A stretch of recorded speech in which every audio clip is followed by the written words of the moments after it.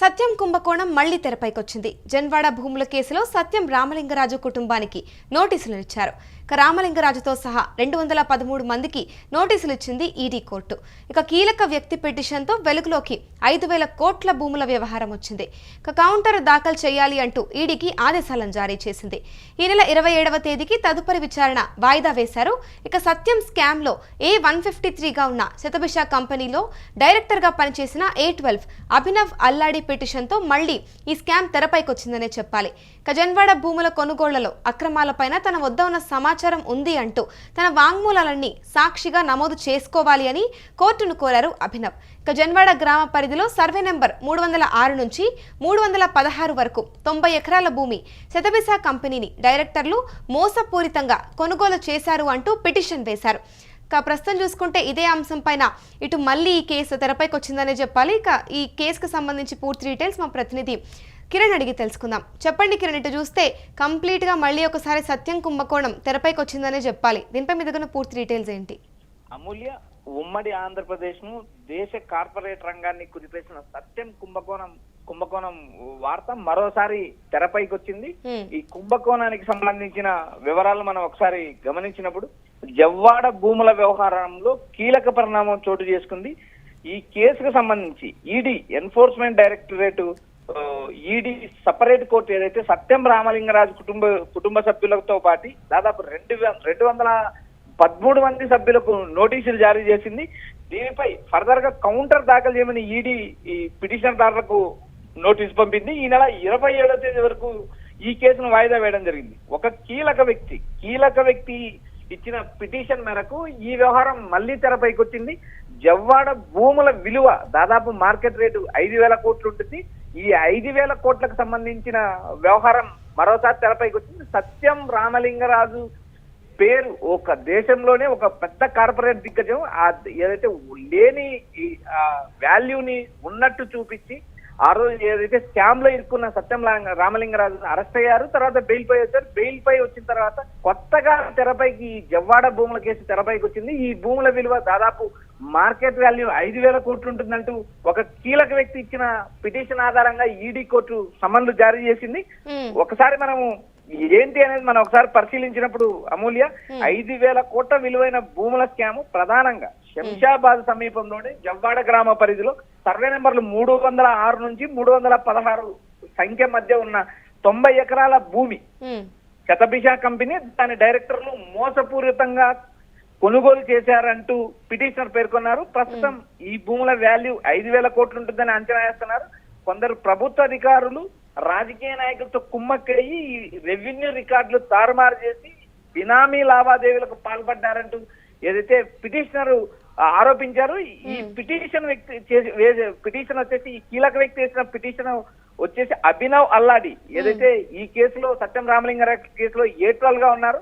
ఆయన చేసిన ఈ పిటిషన్ దాఖలతో తన వాంగ్మూలాన్ని నిందితుడిగా కాకోకుండా సాక్షిగా పరిగణలోకి తీసుకోవాలంటూ ఆయన ఈడీ కోర్టులో పిటిషన్ వేశారు. ఆ పిటిషన్ ఆధారంగా మొత్తం రామలింగరాజుతో పాటు రామలింగరాజు కుటుంబ సభ్యులకు అదేవిధంగా 213 మంది సభ్యులకు నోటీసులు వచ్చాయి అమూల్య. అంటే ఇప్పుడు మరి చూసుకుంటే డైరెక్ట్ గా ఇటు సత్యం కేసు అయితే ఉందో దాంతో పాటుగా ఇటు డైరెక్ట్ గా ఇదైతే కనెక్ట్ అయి ఉంది. అయినా కూడా ఇన్ని రోజులు ఇది బయటకు ఎందుకు రాలేదంటారు?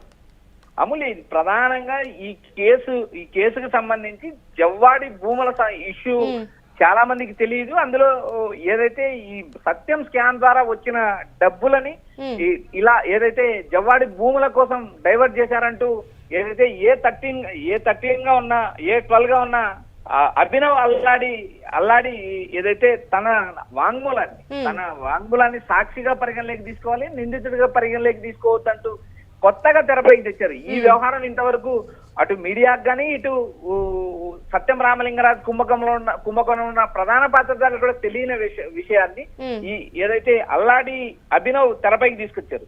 జవ్వాడ భూముల కొనుగోలులో జరిగిన మోసపూరిత లావాదేవీలు మొత్తం తనకు తెలుసంటూ, పూర్తి సమాచారం తనకు తెలుసంటూ తనను సాక్షిగా పరిగణలోకి తీసుకోవాలంటూ ఆయన కోర్టును అభ్యర్థించారు. సత్యం స్కామ్ ద్వారా వచ్చిన 1,000 కోట్ల రూపాయలను హైదరాబాద్ శివారులో విలువైన భూములు కొనుగోలుకు ఏదైతే సత్యం స్కామ్ ద్వారా వచ్చిన డబ్బును మళ్లించారని ఆయన ఆ పిటిషన్ లో ఆరోపించారు. ఈ మొత్తం వ్యవహారం అభినవ్ అల్లాడి ఈడీ సపరేట్ కోర్టులో దాఖలు చేసిన పిటిషన్ తో ఈ మొత్తం వ్యవహారం తెరపైకి వచ్చింది. 5,000 కోట్లు. గతంలో ఉన్న దానికంటే నేడు మార్కెట్ వాల్యూలో జవాడి భూముల వాల్యూ 5,000 కోట్లు ఉంది. ఈ 5,000 కోట్ల స్కామ్ వెనక సత్యం రామలింగరాజుతో పాటు మిగిలిన 213 మంది నిందితులు ఉన్నారంటూ అల్లాడి అభినవ్ వెల్లడించారు. ఈ మొత్తం వ్యవహారం మీద విచారణ జరుగుతుంది అమూల్య. మరి ఇప్పుడు రెవెన్యూ రికార్డులు తారుమారు చేసిన ఈ అధికారులు ఎవరైతే ఉంటారో వారిపై చర్యలు తీసుకున్నారా? అమూల్య, ఇప్పుడు ప్రధానంగా ఈ వ్యవహారం తెరపైకి వచ్చింది. ఇక్కడ రాజకీయ నాయకులతో పాటు రెవెన్యూ రికార్డులు తారుమారు చేసిన అధికారులతో పాటు బినామీలు, ఈ పేరు ఏదైతే దీనికి సంబంధించిన భూములకు సంబంధించి సర్వే నెంబర్లకు సంబంధించి ఎక్కడైతే సర్వే నెంబర్ 306 నుంచి 316 సంబంధించిన సర్వే నెంబర్లను రెవెన్యూ రికార్డులు ట్యాంపరింగ్ చేయడమే కాకుండా ఏదైతే బినామీల పేర్ల పైన పెట్టారు అంటూ చేసిన ఆరోపణ పైన ప్రస్తుతం విచారణ జరుగుతుంది. ఎందుకంటే దీనికి సంబంధించిన ఆ రోజు ఎవరు రెవెన్యూ రికార్డుల ప్రకారం ఆ రోజున ఎంఆర్ఓ ఎవరు, ఆ రోజున ఆర్డీఓ ఎవరు అంటూ ఎవరు అనే అంశాలపైన కూడా విచారణ జరుగుతుంది. వాటి మీద కూడా అధికారులకు కూడా నోటీసులు వస్తాయి. ఈ నోటీసులకు అధికారులు జవాబు చెప్పాల్సింది. మరోపక్క ఈ కేసులో రామలింగరాజుతో పాటు ఉన్న మిగిలిన 213 మందికి కూడా నోటీసులు వచ్చాయి. ప్రస్తుతం అభినవ్ అల్లాడి చేసిన ఈ అంశాలు కొత్తగా తెరపైకి రావడం, దీని వెనక 5,000 కోట్ల స్కామ్ ఉందంటూ ఆయన చేసిన ఆరోపణలు కూడా ప్రస్తుతం పరిగణలోకి తీసుకోబడతాయి. వీటి ఇంకొక చట్టం ఏదైతే పిఎంఎల్ఏ మనీ లాండరింగ్ నిరోధక చట్టం ద్వారా ఈ భూములను నేరపూరిత ఆస్తులుగా గుర్తించాల్సి ఉన్నప్పటికీ ఈడీతో కూడా కొందరు కుమ్మక్కయ్యారంటూ అభినవ్ అల్లాడి వ్యాఖ్యానించారు. ఇప్పుడు ఈడీకి ఈ వ్యవహారం మొత్తం మెడకు చుట్టుకుంటుంది. ఎందుకంటే ఈడీతో పాటు రెవెన్యూ అధికారులు ఇటు ఏదైతే బినామీలు, ఈ మొత్తం అందరి మెడకి ఈ వ్యవహారం చుట్టుకునేలా ఉంది. ఎందుకంటే అభినవ్ అల్లాడి దాఖలు చేసిన ఈ పిటిషన్ రాబోయే రోజుల్లో ఎలా మలుపు తిరుగుతుందో చూడాలి. ఇందులో మనీ లాండరింగ్ చట్టం కూడా ఉంది కాబట్టి దీని మీద ఈడీ తీవ్రంగా తీసుకునే అవకాశాలు ఉన్నాయి. ఎందుకంటే ఇక్కడ పిటిషన్ దాఖలు చేసిన వ్యక్తి కూడా ఈ మోసంలో ఏదైతే తనను కూడా సత్యం రామలింగరాజు మోసం చేశారు, నేను కూడా బాధితుని కాబట్టి తనను నిందితుడిగా కాకుండా బాధితునిగా సాక్షిగా పరిగణలోకి తీసుకోవాలంటూ ఆయన కోర్టులో విన్నవించారు. వీటిపైన వాదనలు విన్న న్యాయస్థానం ఏదైతే ఈడీ ప్రత్యేక న్యాయస్థానం మిగిలిన సత్యం రామలింగరాజుతో పాటు కుటుంబ సభ్యులకు మిగిలిన 213 మందికి నోటీసులు జారీ చేసింది. ఈ కేసు ఈ నెల 27వ తేదీ వరకు వాయిదా పడింది. 27వ తేదీ కోర్టులో ఈడీ సపరేట్ కోర్టులో ఏం జరుగుతుంది అనేది మనం వేచి చూడాలి అమూల్య. అంటే ఇప్పుడు ముఖ్యంగా ఈ నెల 27వ తేదీకి తదుపరి విచారణ ఏదైతే వాయిదా పడిందో అందులో ఇప్పుడు ఈడీ కోర్టుకు సమర్పించబోయే కీలక కౌంటర్లో అయితే కీలకంగా ఎటువంటి విషయాలు బయటపడే అవకాశం ఉందంటారు? అమూల్య, మొత్తం వ్యవహారం ఇప్పటికే ఈ కేసులో ప్రధానంగా ఉన్న రామలింగరాజు కుటుంబ సభ్యులతో పాటు మిగిలిన వారికి అందరికీ నోటీసులు ఇవ్వబడతాయి. ఈ మిగిలిన నిందితులందరూ కూడా కౌంటర్ దాఖలు చేయాల్సి ఉంది. ఎందుకంటే ఈ అభినవ్ అల్లాడి తన పిటిషన్ లో పేర్కొన్న వాటికన్నిటికీ ఏదైతే ఈ మిగిలిన నిందితులందరూ కూడా కౌంటర్ దాఖలు చేయాల్సి ఉంది. కౌంటర్ దాఖలు చేయడానికి ఈడీ ఏదైతే ఈ 213 మందితో పాటు సత్యం రామలింగరాజు కుటుంబ సభ్యులకు కూడా ఈ నెల 27వ తేదీ వరకు సమయం ఇచ్చారు. ఆ సమయంలో మీరు ఏదైతే తమ కౌంటర్ దాఖలు చేస్తుంటే కౌంటర్ దాఖలు చేయకపోతే మరికొంత సమయాన్ని కూడా కోర్టును కోరే అవకాశం ఉంది. ఈ మొత్తం వ్యవహారాన్ని చూసినప్పుడు ఈడీ అధికారులకు, రెవెన్యూ అధికారులకు, ఇటు బినామీలకు, ఇటు సత్యం రామలింగరాజుతో పాటు కుటుంబ సభ్యులకు మిగిలిన 213 మంది నిందితులు కూడా ఈ మొత్తం వ్యవహారం తెలుసా తెలియదా అనేది కూడా మళ్ళీ ఎంక్వైరీ మొదలవుతుంది. ఈ మొత్తం వ్యవహారాన్ని మనం గమనించినప్పుడు మరోసారి 5,000 కోట్ల కుంభకోణం తెరపైకి వచ్చిందని మనకు సమాచారం వినిపిస్తుంది Amulya. Right, thank you Kiran. ఇక చూసుకుంటే మళ్లీ ఇటు తెరపైకి సత్యం కుంభకోణం వచ్చింది. ఇక జన్వాడ భూముల కేసులో సత్యం రామలింగరాజు కుటుంబానికి నోటీసులను పంపించారు.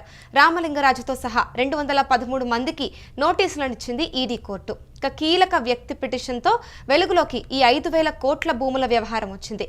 ఇక కౌంటర్ దాఖలు చేయాలి అంటూ ఈడీకి ఆదేశాలను జారీ చేసింది. ఈ నెల 27వ తేదీకి తదుపరి విచారణను వాయిదా వేసింది. ఇక సత్యం స్కామ్లో A153గా ఉన్న శతభిష కంపెనీలో డైరెక్టర్గా పనిచేసిన A12 అభినవ్ అల్లాడి పిటిషన్తో మళ్లీ ఈ స్కామ్ తెరపైకొచ్చింది. ఇక జన్వాడ భూములు కొనుగోళ్లలో అక్రమాలపైన తన వద్ద సమాచారం ఉంది అంటూ తన వాంగ్మూలాలన్నీ కూడా సాక్షిగా నమోదు చేసుకోవాలి అని కోర్టును అభినవ్ కోరారు. జన్వాడ గ్రామ పరిధిలోని సర్వే నెంబర్ 306 నుంచి 316 వరకు 90 ఎకరాల భూమి అయితే ఉంది. ఇక దీనికి సంబంధించి ఇప్పుడు ఆల్రెడీ మళ్ళీ ఒక్కసారి ఈ సత్యం కేసు అయితే తెరపైకి వచ్చిందనే చెప్పాలి. దీనికి సంబంధించి కూడా తదుపరి విచారణ అయితే ఇటు 27వ తేదీ జనవరికి అయితే వాయిదా పడినట్టు తెలుస్తోంది. ఇక దీనికి సంబంధించి మళ్ళీ ఇప్పుడు ఏం జరగబోతుంది అనేది కూడా ఒక అందుకు చర్చనీయాంశంగా మారింది. ఇక 10 ఏళ్ల తర్వాత ఈ ఇంత పెద్ద సత్యం స్కామ్ అయితే మళ్ళీ ఇప్పుడు తెరపైకి వచ్చింది. ఇక దీనికి సంబంధించి 213 మందికి నోటీసులు అయితే జారీ చేశారు. ఇక దీనికి సంబంధించి అంటే ఈ నేపథ్యంలో 5,000 కోట్లు విలువైన 97 ఎకరాల భూముల స్కామ్ వెలుగులోకి అయితే వచ్చిందనే చెప్పాలి. దీనికి సంబంధించి తదుపరిగా కోర్టులో ఇటు ఈడీ సమర్పించబోయే కీలక కౌంటర్ ఎటువంటి విషయాలు బయటపడతాయి అనేది మాత్రం చూడాల్సి